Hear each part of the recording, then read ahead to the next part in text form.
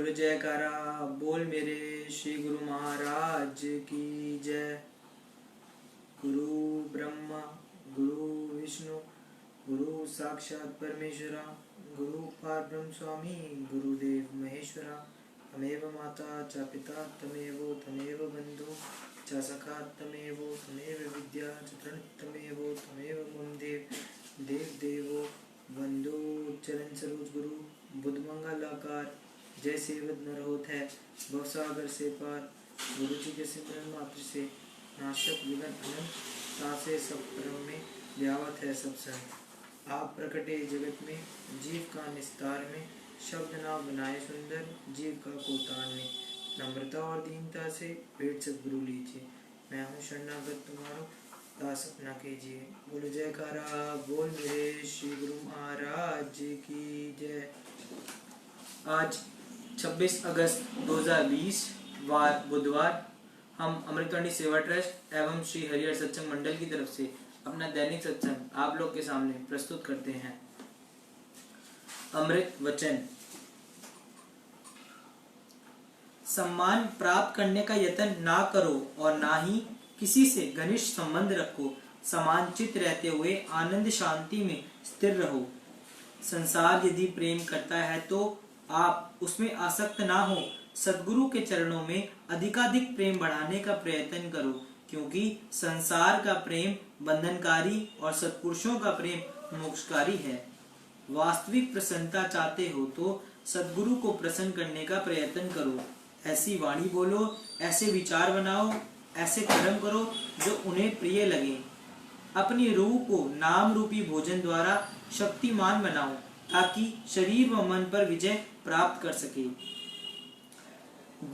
जिसे जिस वस्तु से संबंध है वह उसका गुलाम का दास है। मायावी दासता से मालिक की दासता अच्छी है, इसलिए पूर्ण प्रेम मालिक से ही करो। जो वस्तु आंतरिक स्वतंत्रता में बाधक हो और प्रयोग करने में भी भय लगता हो तो ऐसी वस्तु अपने पास मत रखो। जो निर्णय आपके विषय में लोग करते हैं वह सुनकर घबराओ मत। विचार करके देखो कि जिन अवगुणों के कारण वे निंदा करते हैं वे वास्तव में मुझ में है या नहीं। यदि है तो बहिष्कार कर दो और नहीं है तो भविष्य के लिए सचेत रहो। सब लोग तो प्रसन्न हो नहीं सकते और ना उनके कहने से कोई अच्छे से बुरा हो सकता है। दुख के समय जो सहारा मिलने में विलंब होता है उसका कारण यह है कि हम मालिक के बदले दूसरों का आश्रय खोजने लगते हैं। जितना शीघ्र मालिक की तरफ जाएंगे उतना ही कष्ट शीघ्र दूर हो जाएंगे।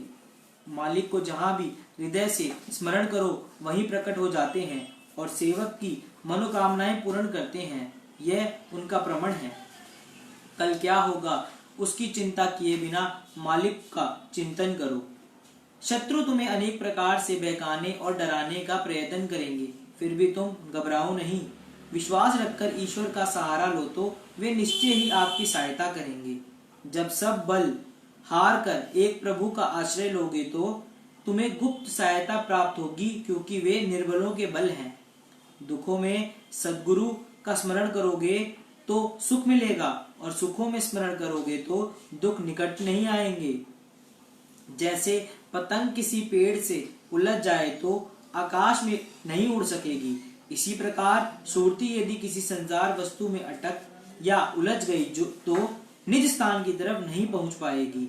संतोषी उसे समझना चाहिए जिसकी नाम के अतिरिक्त अन्य सर्व इच्छाएं समाप्त हो चुकी हैं। स्वतंत्र उसे कहना चाहिए जिसे सद्गुरु की आज्ञा के अतिरिक्त कोई बंधन नहीं है। स्वतंत्र ही दूसरों को स्वतंत्रता दे सकता है और संतोषी ही दूसरों को संतोष प्रदान कर सकता है। नाम के अतिरिक्त और जो कुछ भी प्राप्त किया है वह सब धूल के समान है, उसे देख अहंकार ना करो। जब तक ब्रह्मा इच्छाएं नष्ट ना होंगी तब तक सद्गुरु का ध्यान हृदय में नहीं बसेगा। जो जीव मन की वासना के अनुसार चलने वाले हैं वे श्रृंखलाओं में बंधे हुए कैदी हैं। उन्हें सद्गुरु के वचन प्रिय नहीं लगते, वे आत्महन गति पाते हैं। सद्गुरु का वचन देखने में साधारण परंतु सब वेदों शास्त्रों का तत्व है। प्राय संसार उसका सम्मान करता है। जो काम अधिक करे परंतु महापुरुषों की दृष्टि उस जीव पर अधिक होती है जो आंतरिक सच्ची भावना रखकर परिश्रम करता है। कथनी तो सब कर सकते हैं, परंतु करनी सद्गुरु की सहायता के बिना कोई नहीं कर सकता। संसार सागर की लहरों के जकोले से यदि बचना है तो सद्गुरु से मिलो, क्योंकि इनके अतिरिक्त इन जकोलों से और कोई भी नहीं बच सकता। गुरु शब्द से चंचल मन को स्थिर बनाओ तो स्थायी आनंद की प्राप्ति होगी। जैसे एक्सरे द्वारा शरीर की हड्डियां, फेफड़े आदि दृष्टिगोचर होते हैं, वैसे ज्ञान के एक्सरे से भीतर आत्मा की गति को देखते रहो और संसारी पर्दों से दृष्टि हटा लो। मन में शांति है तो जग में शांति है। वह विषयों में वैराग्य वृत्ति रखने से और सद्गुरु शब्द के अभ्यास से आती हैं। सद्गुरु की मौज है कि आठों याम सावधान रहो, क्योंकि शत्रु आठों याम जागृत है। अवसर मिला तो वर्षों की कमाई पल भर में लूट लेंगे और तुम पश्चाताप करते रह जाओगे। जब तक जीवन है तब तक त्यागी बनो और फल की आस भूलकर भी ना करो। कर्म करो लेकिन निष्काम भावना से। निष्काम कर्म ही मालिक की दरगाह में स्वीकृत होता है। दुराचारी से दुराचारी व्यक्ति भी सद्गुरु की शरण में आकर धर्मात्मा बन जाता है। प्रत्येक कार्य के लिए प्रथम सद्गुरु से आज्ञा लो, फिर निसंकोच आगे बढ़ते चलो। सद्गुरु मौज की प्रतीक्षा करोगे तो परिणाम अच्छा होगा और शीघ्रता करने से धोखा खाओगे।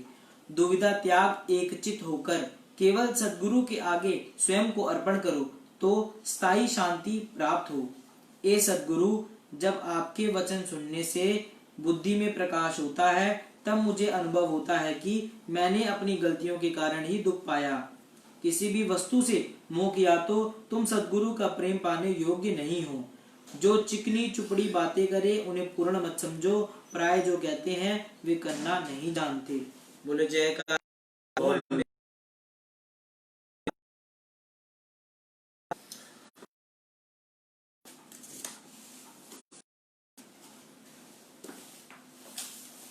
सत्संग। निर्लिप्तता।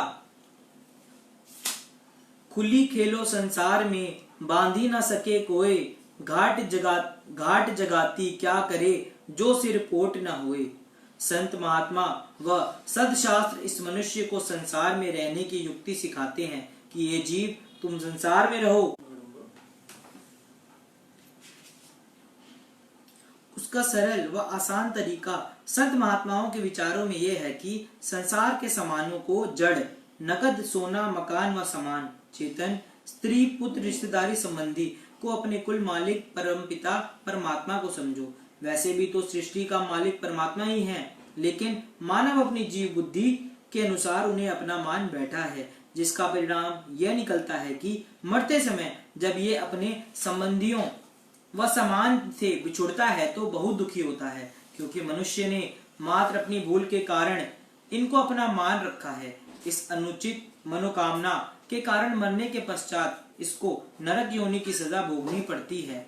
ये मनोकामना ही दुख का मूल है।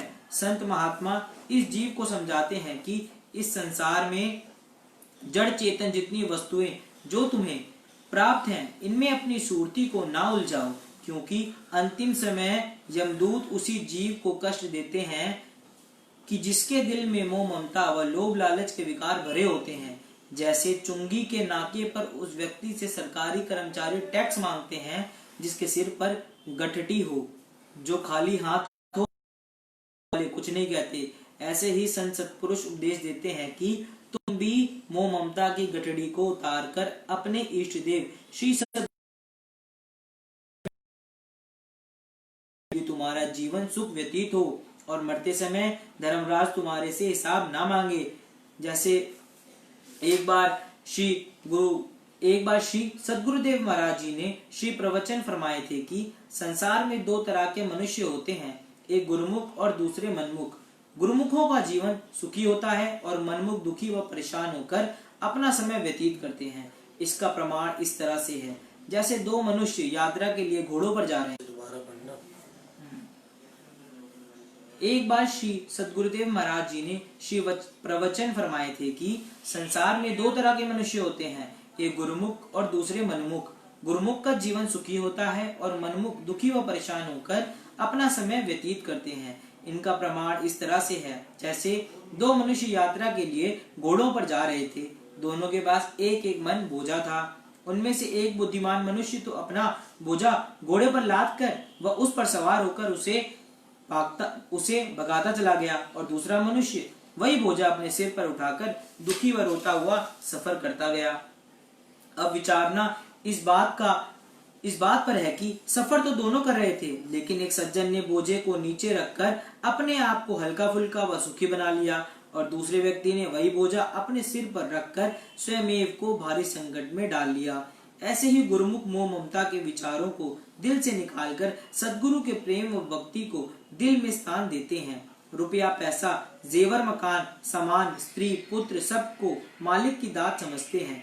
सबके साथ व्यवहार करते हुए भी अपनी सूरती को उसमें नहीं अटकाते, मगर मनमुख सिर पर मोह ममता की गठड़ी होने पर संसार में दुखी रहते हैं। यहाँ नीचे एक दृष्टांत दिया जाता है कि एक राजा जो पहले राज्य को अपना मानकर दुखी रहता था, वही राज्य जब उसने अपने गुरु पराशर ऋषि को समझ लिया, फिर वह राज्य उसके लिए सुखदायी बन गया।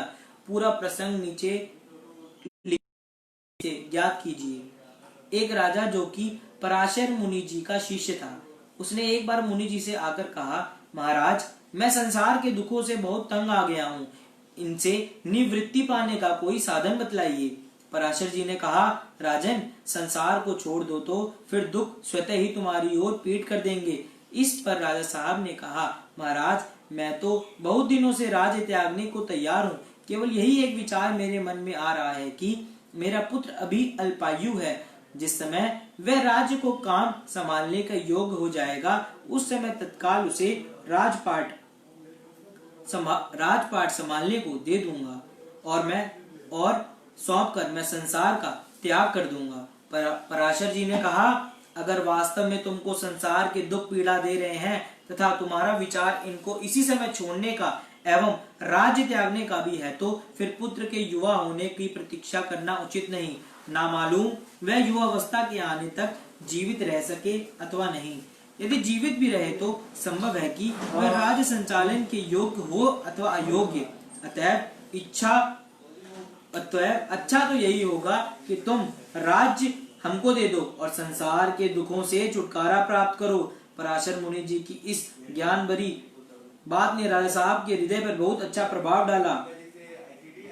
उन्होंने तत्क्षण ही प्रसन्नता पूर्वक अपना राज्य पराशर मुनि जी के नाम पर संकलिप्त कर दिया और सहर्ष वहां से उठकर जंगल की ओर जाने लगे। उन्हें ज्ञात देख पराशर जी ने सम्राट से पूछा, राजन, कहाँ जा रहे हो? राजा साहब ने प्रत्युत्तर में कहा, महाराज, आपने कृपा करके मुझे राज्य के बोझ से स्वतंत्र कर दिया है, इसलिए अब मैं जहाँ चाहूंगा वही रहूंगा। मात्र 2 रोटी की ही अपेक्षा है और वह थोड़े से परिश्रम से अथवा घड़ी 2 घड़ी के घास खोदने से प्राप्त कर सकता हूँ। तब पराशर मुनि जी ने कहा, राजन, तुमने कभी घास खोदी ही नहीं, इसलिए तुमको इस नए काम को करने में अत्यधिक कष्ट व कठिनाई का सामना करना पड़ेगा। हर एक काम के प्रारंभ में कष्ट तो उठाना ही पड़ता है। इसी प्रकार हमने भी राज्य का कार्य व्यवहार कभी नहीं किया है, इसको हमको भी राज्य करने में करना पड़ेगा। किसी व्यक्ति को राज्य सौंपेंगे ही, परंतु हमको तुम्हारे से अधिक राज्य के कार्यों का अनुभवी व्यक्ति शायद ही कहीं से दूसरा मिल सके। अतएव अच्छा तो यह रहेगा कि तुम हमारी तरफ से हमारी आज्ञा अनुसार व हमारा राज्य समझकर राज्य संचालन करो। जो कुछ हानि लाभ होगा वो हमारा। तुम केवल राज्य से शरीर की आवश्यकता पूरी करो और प्रति वर्ष सारा हिसाब हमें दे दिया करो। राजा साहब ने मुनि जी के कथन अनुसार वैसा ही। अतएव अच्छा तो यह रहेगा कि तुम हमारी तरफ से हमारी आज्ञा अनुसार व हमारा राज्य समझकर राज्य संचालन करो। जो कुछ हानि लाभ होगा वो हमारा। तुम केवल राज्य से शरीर की आवश्यकता पूरी करो और प्रति वर्ष सारा हिसाब हमें दे दिया करो। राजा साहब ने मुनि जी के कथन अनुसार वैसा ही किया। राजा साहब अब राज्य को अपने गुरुदेव का ही समझते थे, इसलिए बड़ी उमंग, उत्साह, परिश्रम, न्याय पूर्वक एवं सच्चाई से समस्त कार्य व्यवहार करने शुरू कर दिए, जिसे चारों तरफ उन्नति व सफलता के चिन्ह दृष्टिगोचर होने लगे। अब राजा साहब अपने गुरुदेव पराशर जी की बुद्धिमत्ता एवं दूरदर्शिता का बारंबार धन्यवाद और प्रशंसा करने लगे। राजा साहब अब दिल में सोचा करते कि यदि अन्य राजा महाराजा सेठ साहूकार इसी प्रकार अपना धन आदि अपने परमपिता परमात्मा का ही समझ एवं स्वयं को उनका एकमात्र किंकर जानकर, जैसा कि वस्तुत मनुष्य है, न्याय एवं सच्चाई से व्यवहार करता चला जाए तो स्वयं दुनिया के कष्ट क्लेशों से छूट जाएगा और तब ये दुख देने वाली दुनिया सुख में परिवर्तित हो जाएगी। तात्पर्य गुरुमत क्या है? यह एक रोज भेद है और है एक रहस्य। ना किसी का सिर काटा जाता है, ना किसी का कुछ छीना जाता है, अपितु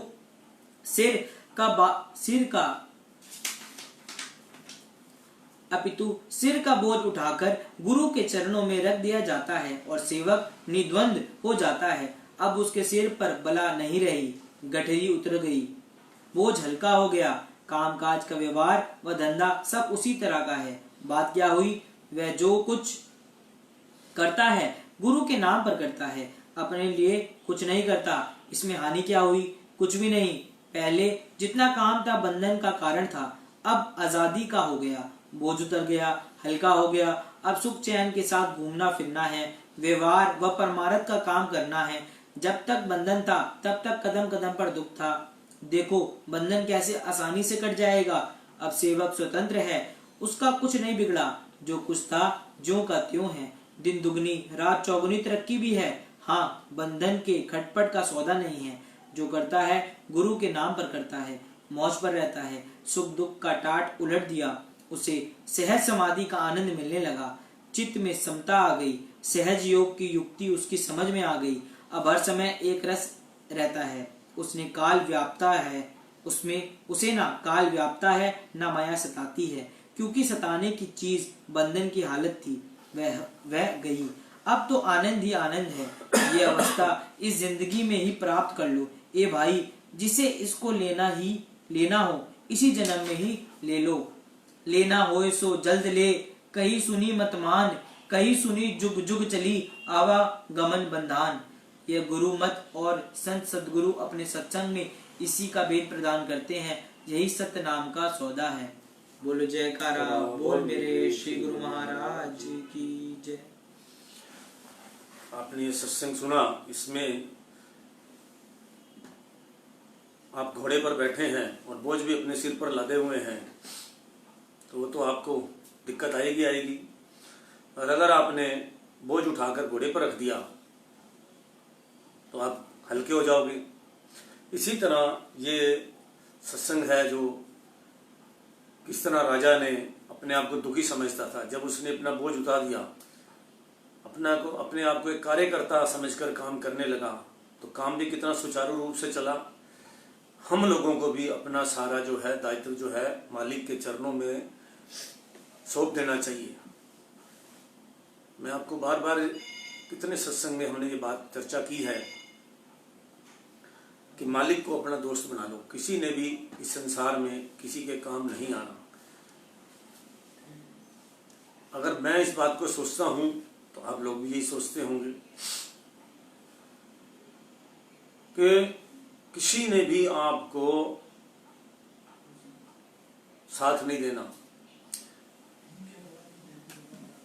जब तक आपके पास माया है, धन है, वो भी चला गया तो फिर उसके बाद तो आप जीरो हैं। गरीब आदमी को कौन साथ देता है? इसीलिए अपने प्रभु पे विश्वास रखकर जो मांगो उससे मांगो, जो भी करो उसकी प्रार्थना करो जो है, और उसी पे सब कुछ जो है अपना सच्चा मित्र समझो, अपना सच्चा साथी समझो। और अपने मालिक के आगे जो है, मालिक तो इसमें कहते हैं कि भाई मैं तो जो मेरे से दिल की बातें करते हैं मैं उनकी सारी बातें सुनता हूँ, लेकिन वो करे तो सही, तभी जाके जो है सारी बातें जो हैं आपकी एक भी ना पूरी हो तो तब क्या। लेकिन हम लोग क्या करते हैं, पैसों पे, धन पे, अपने घमंड पे, गर्व पे, उस पर विश्वास रखते हैं, अपने आप पे विश्वास रखते हैं, और जो है लास्ट में जब कुछ नहीं होता तब हम मालिक के आगे जाके रोते हैं। अगर शुरू में ही हमने पहले सब कुछ अपना प्रभु के चरणों में सौंप दिया इस सौंप दिया इस जीवन को, ऐ हार तुम्हारे हाथों में, ऐ हार तुम्हारे हाथों में है, जीत तुम्हारे हाथों में।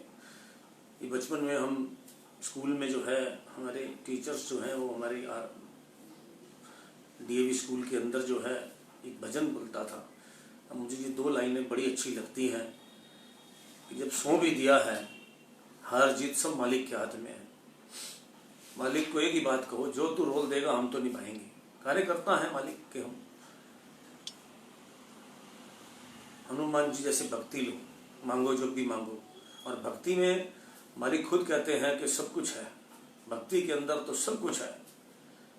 माया जो है उसकी परछाई है भक्ति की।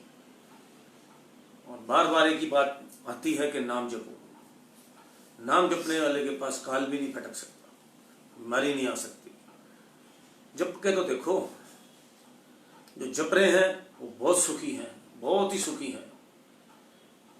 और खाली जो देव में दवाई रख के चल रहे हैं, मेडिसिन खाएंगे नहीं, तो वो तो फिर दुखी रहेंगे। उन्होंने क्या करना है फिर?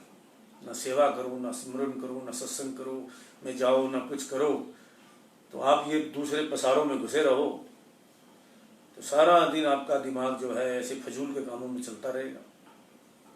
मालिक क्या कहते हैं कि अगर किसी को जिम्मा किसी चीज का छोड़ना है, भक्ति का जिम्मा किसी पर मत छोड़ो, प्रालब्ध छोड़ दो। प्रालब्ध जो है वो आपके साथ चलेगी, उसने तो अपना सब कुछ काम पूरे करेगी। आपके बच्चे होते हैं, बच्चे अपनी किस्मत लेके आते हैं। हम लोग सोचते हैं कि हम बच्चों के लिए बहुत कुछ बना दें, सभी सोचते हैं, हम भी सोचते थे।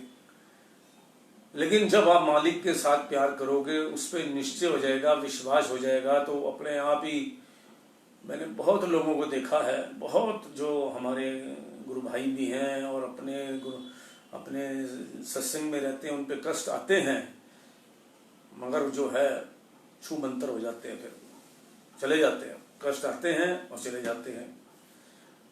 तो कभी भी जो है इंसान को, ये तो मैं अपना एक्सपीरियंस बताता हूँ,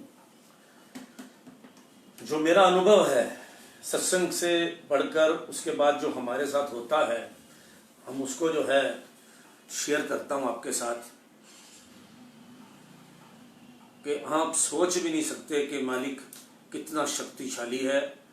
आपके करोड़ों जो हैं दुश्मन होंगे, तब भी आपका बाल बांका नहीं होगा।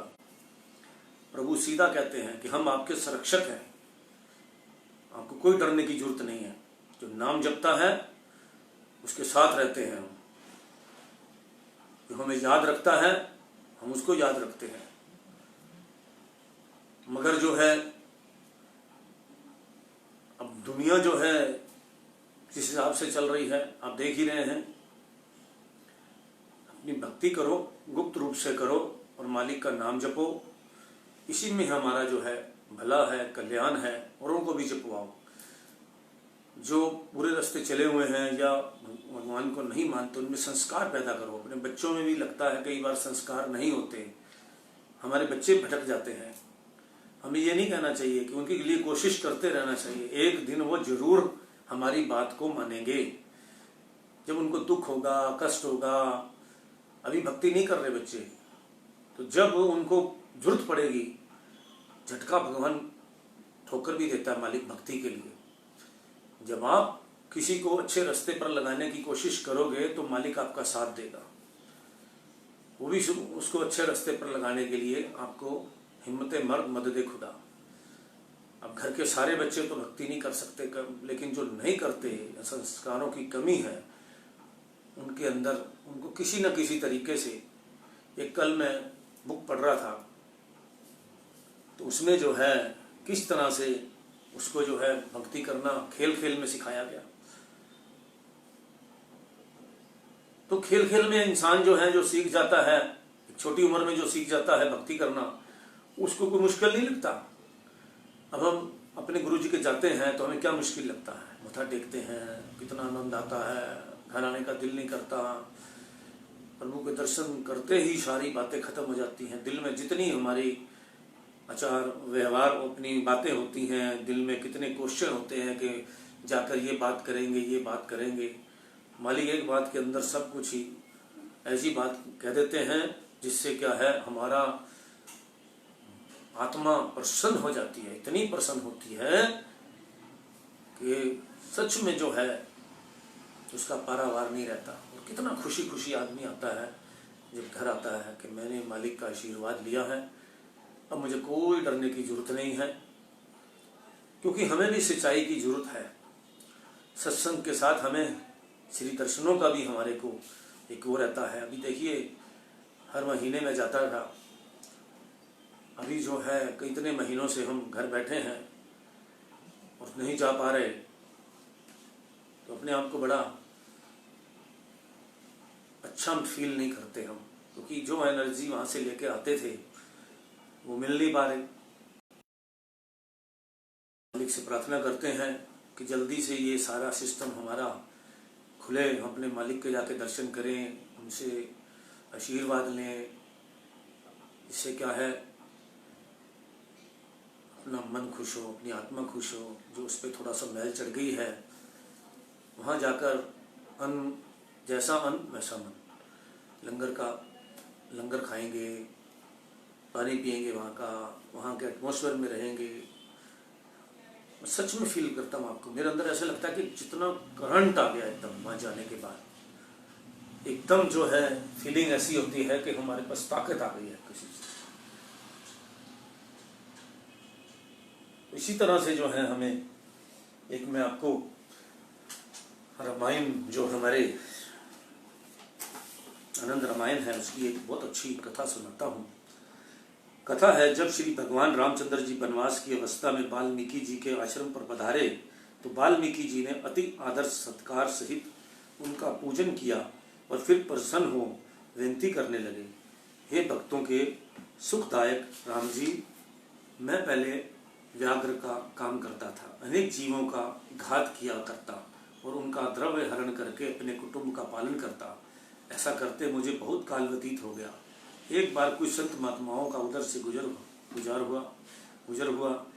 अचानक उनमें से मेरी भेंट हुई, सो उनका जीव घात करने को मैं तत्पर हुआ। तब संत बोले, जिन्होंने तुझे इस घोर कर्म में प्रवृत्त किया है, अर्थात जिसकी खातिर तू यह घोर पाप करता है, वह तेरे पाप के भी साझी है कि नहीं। तब मैं संतों के ये वचन सुनकर कुटुंब के लोगों से पूछने गया। उन्होंने कहा, हम पाप के साझी नहीं हैं। तब मैं बड़ा दुखी हुआ और अपने पिछले किए कर्मों का पछतावा और संतों के पास आकर रोया और उनके चरणों में गिर कर प्रार्थना की, हे मालिक कि प्यारे संतों, मेरे पापों को क्षमा करो, आपके बिना अब संसार में मेरा कोई नहीं है। तब संतों ने मुझे अत्यंत दुखी जानकर परमार्थ की शिक्षा दी, उल्टे जाप का मुझे सिमरन बताया। राम राम की जगह मरा मरा पढ़ने से आप पढ़ो तो आपको राम राम मिलेगा। उसका अभ्यास करते करते मैं उत्तम गति को प्राप्त हुआ कि आज आप साक्षात भगवान मेरे सन्मुख विराजमान हैं। और नारद जी की कथा इस प्रकार है, जब श्री वेद व्यास जी सर्व वेदों, पुराणों, शास्त्रों और उपनिषदों के अर्थों की टीका और व्याख्या आदि कर चुके और उन्हें शांति न आई, तब इसका कारण नारद जी से पूछा। नारद जी ने कहा, मैं पूर्व में दासी का पुत्र था। मेरी माता जिसके पास काम करती थी वह साधु सेवी थी। उनके स्थान पर साधु महात्मा नित्य प्रति आवें और भोजन पावें। उनके बर्तनों में जो जूठन बचे सो मैं भोजन करूं तब, तथा उनके दर्शन और सत्संग का लाभ उठाऊं। इससे मेरी बुद्धि ऐसी निर्मल हुई कि माता के परलोक जाने के अंतर वन में तप करने चला गया। अंत में शरीर त्याग कर इस गति को पहुंचा कि ब्रह्मा जी का पुत्र हुआ। यह सत्संग का ही प्रभाव है। इसलिए हे वेद व्यास जी, अपने ज्ञान कांड के ग्रंथ तो बहुत उच्चारण किए, परंतु अब भगवान सगुण अवतार के चरित्र और प्रेम भक्ति की महिमा कहो, तब शांति आवेगी। तब वेद व्यास जी महाराज जी ने मद भागवत पुराण बनाया, जिसमें भक्ति, प्रेम और सत्संग की महिमा का वर्णन है। बिनु सत्संग विवेक न होई, राम कृपा बिनु सुलभ न सोई। सत्संगी मुद मंगल मूला, सोई फल सिद्धि सब साधन फूला। बिना सत्संग किए ज्ञान नहीं होता, और वह सत्संग भगवान की कृपा के बिना प्राप्त नहीं होता। सत्संग जो आनंद और मंगल की मूल है, वही सब साधन, दान, यज्ञ, तप आदि का सिद्ध फल है। सठ सुधारी सत्संगी पाई, पारस परसी कुधातु सुहाई। विधि वंश सुजन सुख संगति परी, फणी मनी सब निज गुण अनुसर ही। समझाने से जो समझ सके वह सत्संगी पाकर सुधर जाते हैं। जैसे कि पारस को छू कर लोहा सोना हो जाता है। लोहे में दृढ़ता का गुण है और अग्नि पर रखने से पिघल जाता है, परंतु पत्थर नहीं, संगति का फल प्राप्त नहीं होता। ऐसे ही शट और मूर्ख में भेद जानो। जिसकी अपनी बुद्धि नहीं है और समझाने से मान जाता है उसे शट कहते हैं, और जिसकी अपनी बुद्धि तो है परंतु समझाने से भी ना समझे वह मूर्ख है। जैसे कहा है, फूले फले न बैत जित भी सुधा बरखे जलद, मूर्ख हृदय न चेत जो गुरु मिलाई विरंची सम। श्री रामायण जी का ये दोया है। देव योग से यदि भले पुरुष भी कभी को संगति को प्राप्त होते हैं, तो जैसे सांप की मणि सर्प के पास रहकर भी अपने विष हरण के गुण को नहीं छोड़ती, वैसे ही वह पुरुष भी अपने गुण को नहीं छोड़ते। जैसे लंका में विभीषण रावण के संग रहा परंतु अपने गुण ना छोड़े। विधि हरिहर कवि गोविंद वाली, कहत साधु महिमा सकुचानी, सोमो सन नहीं कही जात न कैसे, शक माणिक मणि गुण गाए जैसे। विधि ब्रह्मा, भगवान विष्णु, शिवजी, कवीश्वर और गोविंद पंडित, इनकी कहानी अर्थात सरस्वती संतों की महिमा को कहते हुए सकुचाती है। वह इन देवताओं सहित सरस्वती भी संतों की महिमा कथन करने में सकुचाती है। सो महिमा मुझसे ऐसे नहीं कही जाती जैसे साग सब्जी बेचने वाला मणियों के गुणों को नहीं जानता, ऐसे मैं वर्णन नहीं कर सकता। वंदो संत समान चित हित अनहति अनहित नहीं कोय, अंजलि गत शुभ सुमन जिमी सब सुगंध का दोए। गोस्वामी जी कहते हैं, मैं संतों महापुरुषों को वंदना करता हूँ। कैसे है वे संत महापुरुष? हित तथा अनित अर्थात प्यार और घृणा जिसके दिल में नहीं है, सबके लिए सदा ही जिनके चित्त की अवस्था समान रहती है। जैसे हथेली में फूल लेने से दोनों हाथों को एक बराबर सुगंध देता है। जिस हाथ ने फूल तोड़ा है उससे वैर नहीं और दूसरे से मित्रता नहीं रखता, ऐसे ही संत महात्माओं का चित्त भी सबके लिए एक समान होता है। संत सरल चित्त जगत हित जानी सब भाव सदैव, बाल विनय सुनी करी कृपा रामचरण रति रे देव। संसार के हित और बढ़ाई भलाई के लिए संतों का हृदय सदा शुद्ध और स्वच्छ रहता है, इसलिए उनका इस प्रकार का स्वभाव और स्नेह जानकर प्रार्थना करता हूँ। हे सत्पुरुषों, मुझे अनजान बालक की विनती को सुनकर कृपा करके भगवान के चरणों की प्रीति का वरदान दीजिए। बहुरी बंदी खल गए सती भाए, जो बिनु काज दहीने बाएं, पर हित हानि लाभ जिन फेर के केरे, उजरे हर्ष विषाद बसेरे। अब मैं दुष्ट जनों के गण को सरल भाषा भावना से वंदना करता हूँ कि जो बिना प्रयोजन के ही दाएं से बाएं हो जाते हैं, अर्थात उनका स्वभाव है कि वे दूसरों के हित की हानि में अपना लाभ समझते हैं अथवा दूसरों के उजड़ने में प्रसन्नता और बचने में दुखी होते हैं।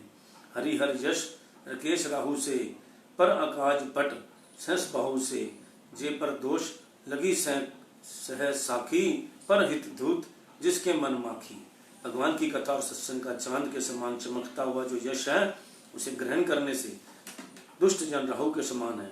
यदि कहीं दुष्ट जन सत्संग में प्रवेश करे तो कृतार्थ वाक्यों से उनसे विघ्न डालते हैं, और जितनी देर सत्संग बंद रहे मानो ग्रहण लगा हुआ है और दूसरे का काम बिगाड़ने को यह दुष्ट जन सहस्त्रबाहु राजा के समान योद्धा हैं। ऐसे ही दुष्ट लोग हजार नेत्रों से दूसरों के गुणों को देखते हैं और दूसरों की भलाई रूप घी को बिगाड़ने के लिए, जिनके मन मक्खी के समान है। जैसे मक्खी घी में गिर जाए आप भी मर जाती है और घी को भी बिगाड़ देती है।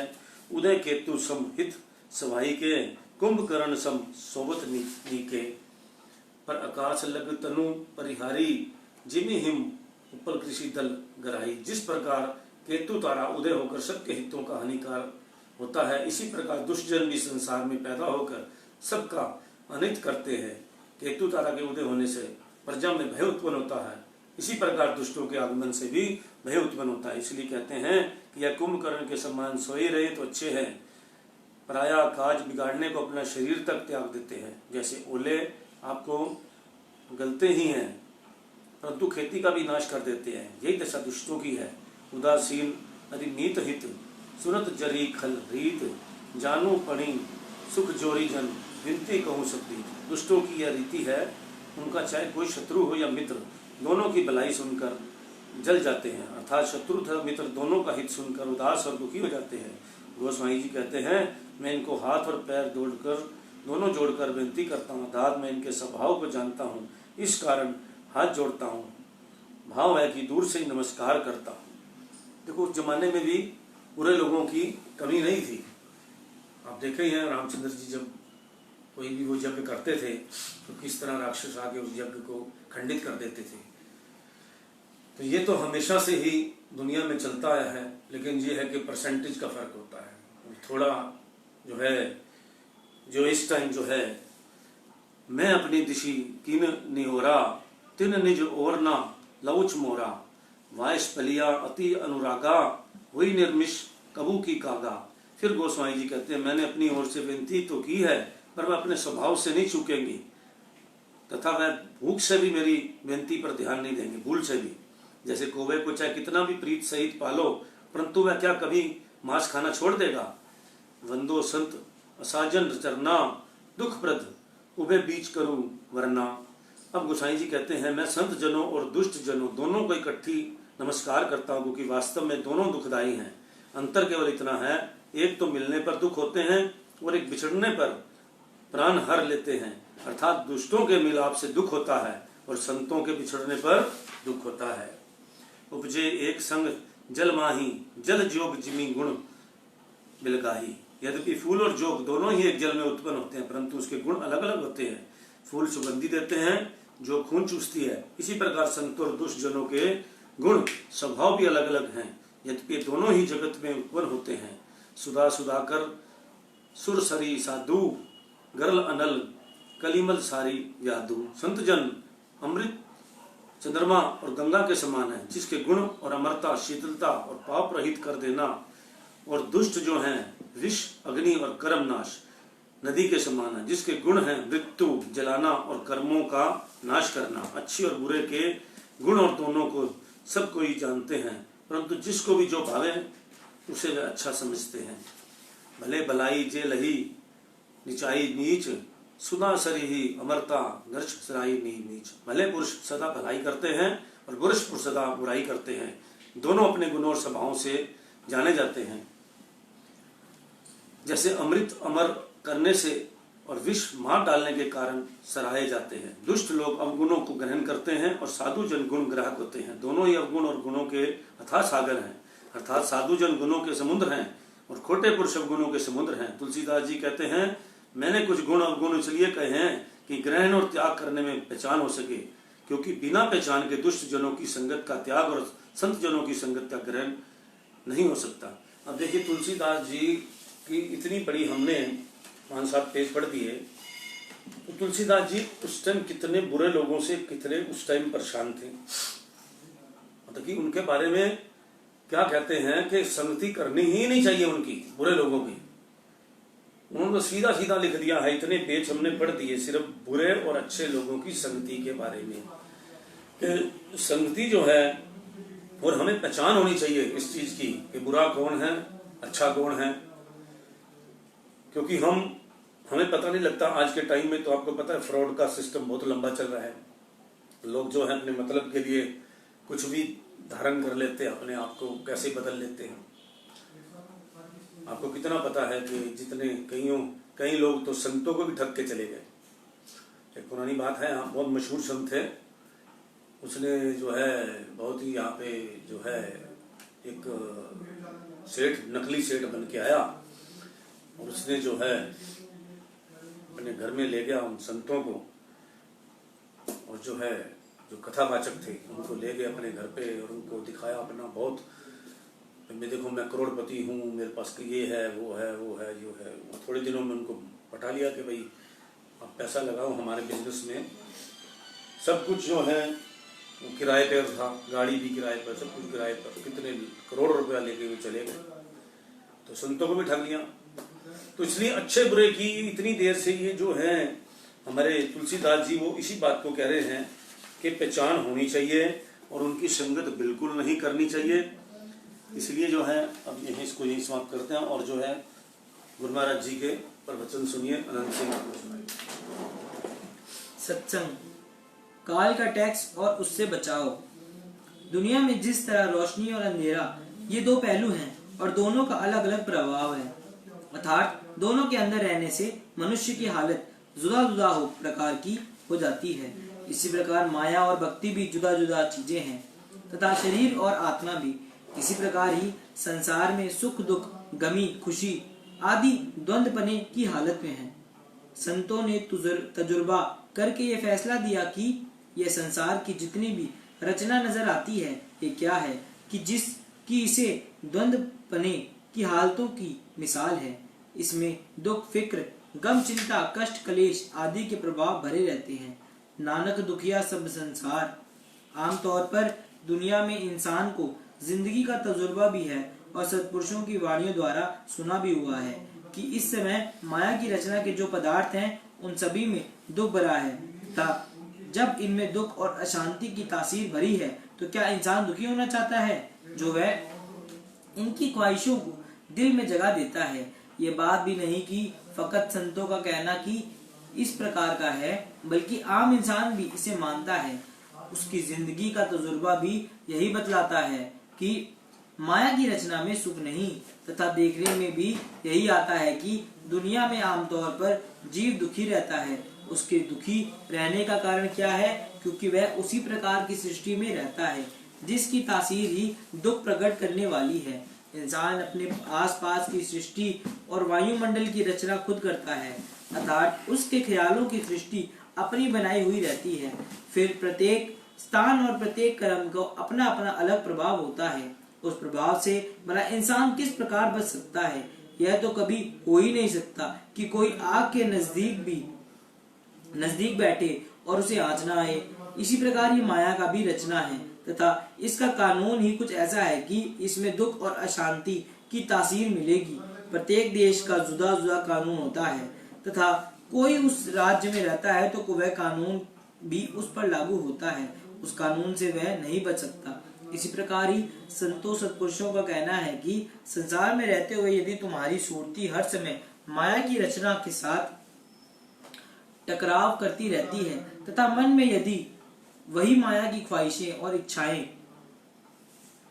काम करती रहती हैं तो उनके प्रभाव से क्यों कर बच सकोगे? जीव आमतौर पर दुखी और अशांत है तो क्यों? उसका सबब यही है कि जहाँ पर उसकी सुरती की बैठक है वहाँ के कानून ही यही हैं।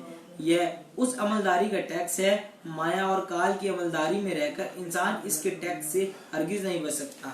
यदि मनुष्य माया से मन को लगावे, माया के झूठे सुख को ही सुख माने और माया की खुशी में ही खुशी माने तो फिर उसका टैक्स भी तो लागू होगा ही। संसार की खुशी का टैक्स गम है, फिर इस टैक्स से कैसे छूट सकता है?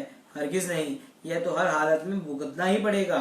संतों का फरमान है कि यह सब जो संसार सुख दुख के चक्र में पड़ा हुआ है यह तो जीव काल का टैक्स अदा कर रहे हैं, क्योंकि इसी दायरे में रहते हैं। काल का टैक्स कौन भरते हैं? वे मायाधारी जीव जिनकी सुरती माया में फंसी हुई है। परंतु इसके विपरीत दूसरा पहलू है। संत साध भक्तजन और गुरुमुख पुरुष भी तो इस संसार ही में रहते हैं, मगर वो तो इस टैक्स से आजाद हैं, क्योंकि उनकी सुरती माया में फंसी हुई नहीं है। उनकी सुरती की बैठक माया और काल की रचना में नहीं है, बल्कि उनकी सुरती नाम में निवास करती है तथा जहाँ की बैठक है वहाँ के कानून भी उस पर लागू हैं। बस इसी प्रकार ही सब संसार माया के चक्र में पड़कर दुखी है। जिससे भी पूछा जाए तो उसके अंतर्मन से दुखी की आवाज निकलती है। इसका कारण यही है कि जीव उस स्थान पर बैठ रखा है जहाँ के वायुमंडल ही इस प्रकार का है। सुरती जो इसमें फंसी हुई है तो उसके असर से बचाव कहाँ होगा? जो कोई अंधेरे में सफर करेगा तो उसे अवश्य ठोकर ही लगेंगी। अंधेरे में चलते हुए इंसान को रास्ते के गाड़े आदि और ऊंचे ऊंचे नीच कैसे नजर आएंगे? बस किसी प्रकार ही इंसान सफर तो कर रहा है, मगर अंधेरे के कारण उसे ऊंची नीची जगह और खड्डा खड्डी दिखाई नहीं पड़ती। माया की रचना में मन लगा रखा है, मगर जो उसमें दुख और तकलीफ भरी है वह नजर नहीं आती। बस यह माया की तासीर है। आमतौर पर लोग अंधेरे में घबराते हैं।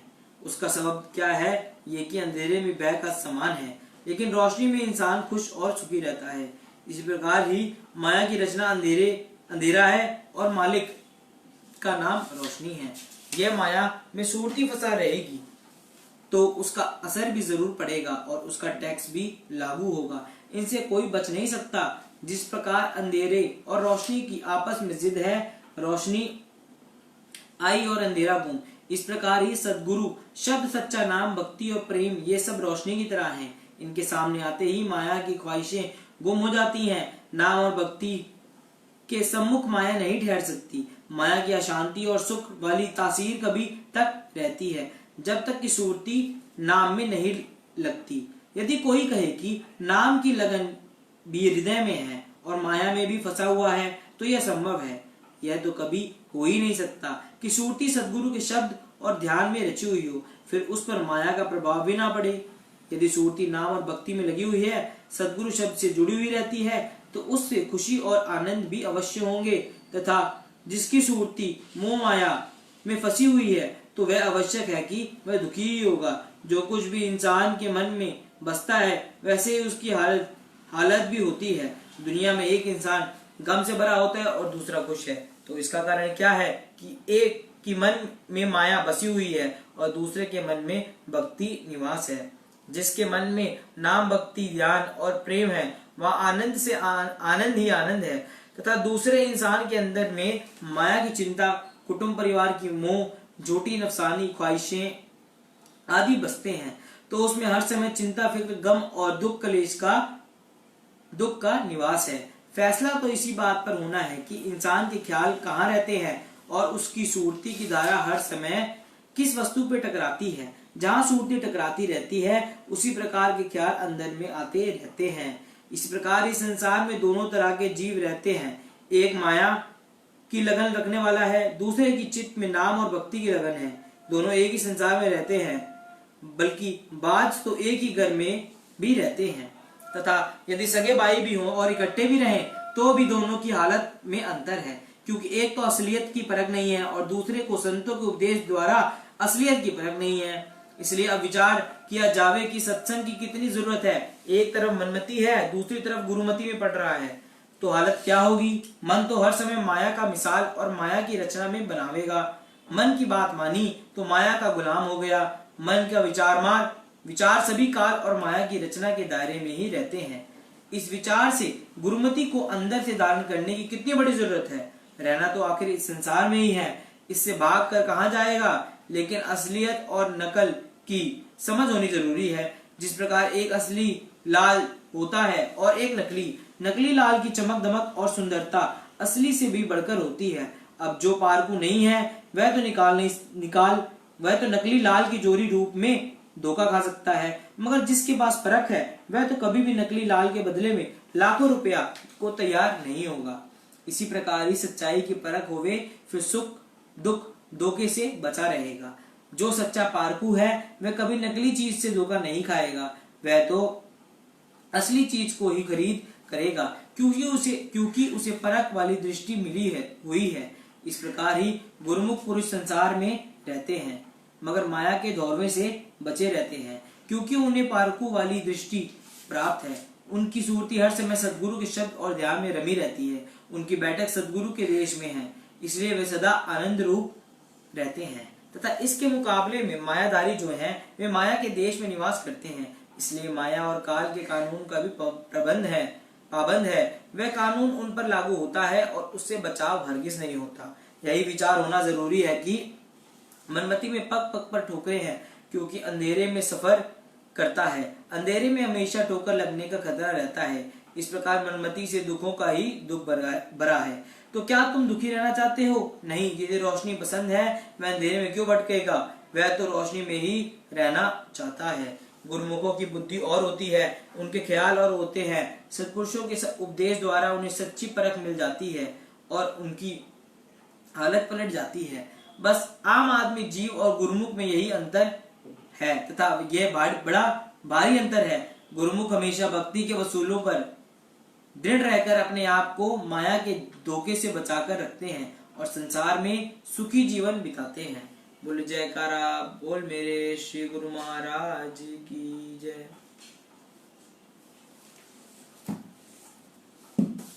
आज हम अपना दैनिक सत्संग यहीं पे समाप्त करते हैं। राम राम। जय सच्चिदानंद, सत श्री अकाल।